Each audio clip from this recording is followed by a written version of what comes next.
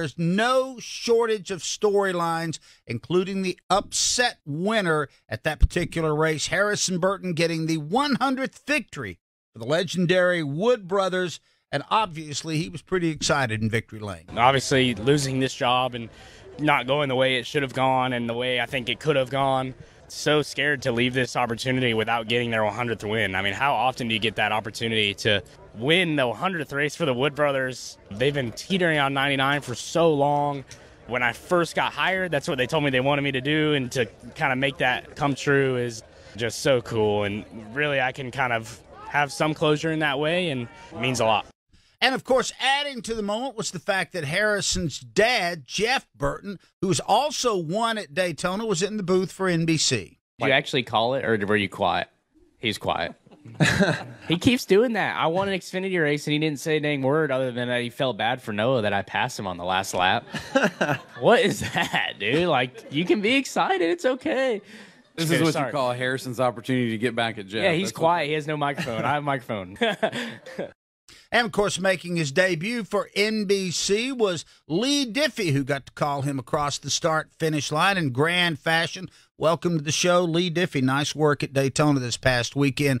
Alexis, this gives us another winner, 13 winners, and as everyone likes to say, punches the ticket to the playoffs for young Harrison Burton. Punches the ticket. Yeah, certainly one that I didn't expect. I did not expect to see Harrison Burton on my list of playoff drivers in 2024. But you know what? That's Daytona. That's what happens at Daytona. We go there. We always talk about it being a wild card. The race itself had a very interesting kind of personality to it. Lots of attrition, lots of aggressiveness. And at the end of the day, it was Harrison Burton in victory lane, and now with a ticket to the playoffs. Kyle Petty, how odd is it that we've got a lame duck winner?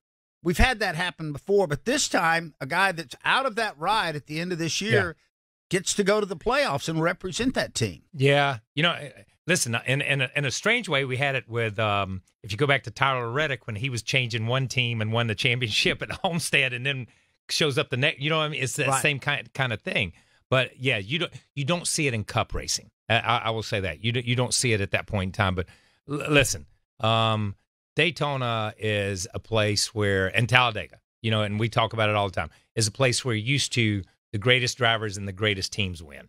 Now it seems to be, let's play musical chairs, okay? And when the music stops, whoever's up front, whether you're the best team or the best driver or whatever, you just happen to get to take the trophy and go home, and that's what happened Saturday night. And I hate to be blunt about it, but that's what happened Saturday night. And if you look at the history of Daytona and its kind of sister track, Talladega, that point stands out. Talladega has 6 winners. That's the only win they've ever had. Richard Brickhouse, Dick Brooks, Lenny Pond, Ron Bouchard, Bobby Hillin, and Phil Parsons. Yeah, but Talladega was that place where you expected it. Daytona, I expect the greats to win at Daytona. I expect the top of the mountains to win. That's why we made such a big deal about Darrell never winning there until he won, about Earnhardt never went, because the greats should go to Daytona and win races, not the also-rans. The also-rans shouldn't go, and I'm just being honest here, not the also-rans. They shouldn't go to Daytona and win races at Daytona. That's just, any more than if I'm the 190th ranked golfer in the world, should I be able to win the Masters? Shouldn't be able to happen. Well, it happened. It did. It does happen. Did. I said it shouldn't be able to. I know it did happen. It did, and I'll just, I'll play devil's advocate because that's what we want to do here on this show is, I thought everybody loved to see an upset. Doesn't everybody love to see an upset? Too. Yeah, I love to see an upset when there's 42 cars running and they're all competitive and they're all running. But when we keep blocking and crashing and blocking and crashing and we get it down to there's only 5 or 6 cars left, that's not an upset. That's a survival of the last guy that's standing. That's what it is. Yeah, there was some irony in it, as you and I texted a little bit, the fact that the caution before the end of the race that brought out the red flag saw Josh Berry on his lid running, heading towards the wall in an unfortunate crash. He's okay, thankfully, but he's going to be replacing Harrison Burton in the 21 car in 2025. Yeah, I don't think that irony was lost on anybody. The guy that's getting ready to take Harrison Burton's seat looked like he may have a shot to win. He certainly did. Got flipped on his lid. We're going to be talking more about flying cars a little bit later on. And no, we're not referring to an episode of the Jetsons. Check yourself if you actually know what I'm talking about there. Of course, this was the 100th win for the famed Wood brothers. Eddie Wood reflects. You know, you hope every week it's going to be the week, and finally it got here. These things are so hard to win. Harrison did a great job. They made all the right moves, stayed out of trouble, and he just did a great job. Jeremy called a great race. The whole team was great. I'm just so proud and honored. Alexis, I hear a little emotion there. Certainly. Yeah. I mean, you think about 100 wins in this, in this sport that we love. And as he said, wins are so hard to come by. And so to get triple digits, and we have somebody here next to us who has contributed to that win list. So what did it mean to you to see the Wood brothers get to 100? Okay, so I'm going to say this. So I'm critical of the win, obviously, from that. You heard that before. But that doesn't mean I'm not a Harrison Burton fan or a Wood Brothers fan. Sure. I just don't like the system of Daytona right now. And I will say this, and I drove 10 hours yesterday in a car, so I had plenty of time to look and think and do things. I am so happy to see them win that, because I went there in the early 80s when they were transitioning from Glenn and Leonard, and Glenn running the team, to Eddie and Lynn.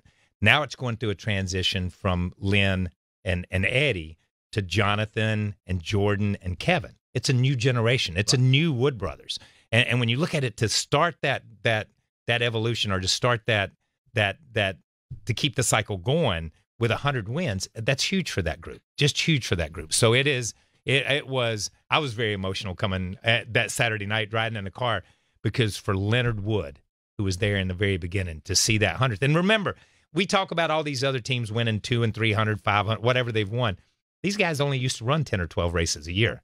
This is not. They didn't run as many races as they Petty won Aaron. a bunch of them. They won percentage-wise during those years. They were the leaders in percentage-wise of winning. I mean, when you put aside, all the things we said about, how the win happened and all of those things, you just think about the multi-generational. Oh, yeah.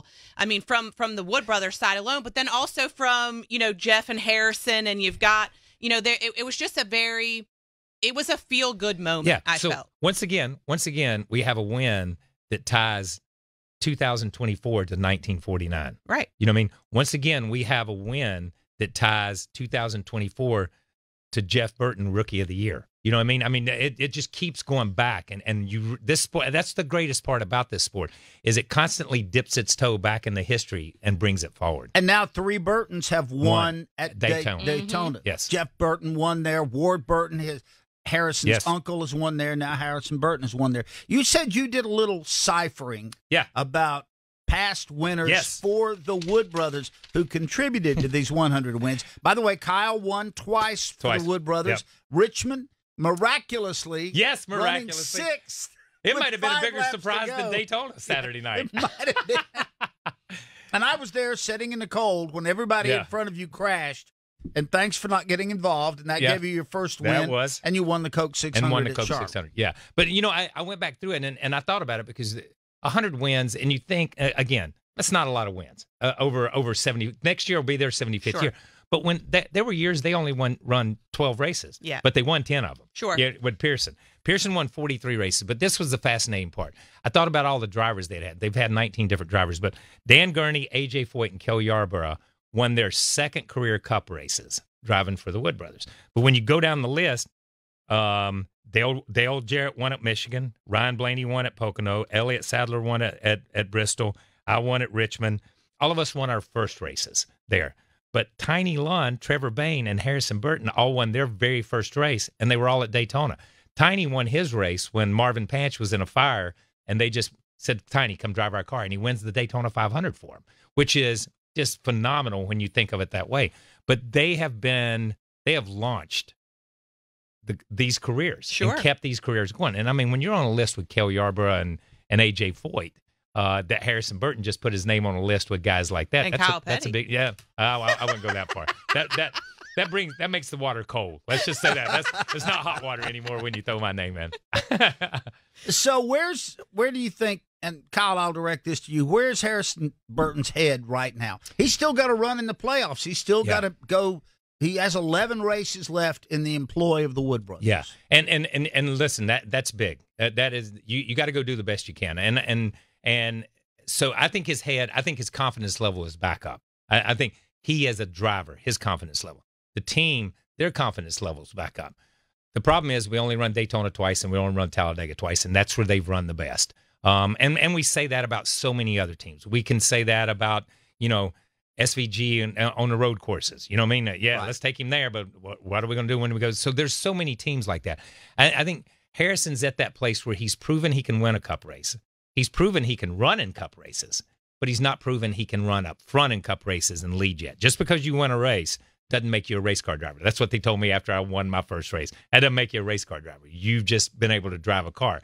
And I think Harrison has a lot to learn still to move forward. I will say, if I can add, I think he has handled the situation well. I've heard him in his post-race availabilities, but also he did an extended interview on Sirius XM NASCAR Radio this morning, and he talks about that relationship with the Wood brothers. Though it's ending very favorably, he is handling the situation well. Hold on. There has never been anybody that drove for the Wood brothers that left that didn't stay part of the family. Right. You know what I mean? Right. That's how simple it is. Because when you go to drive for the Wood brothers, you don't go to drive for an organization.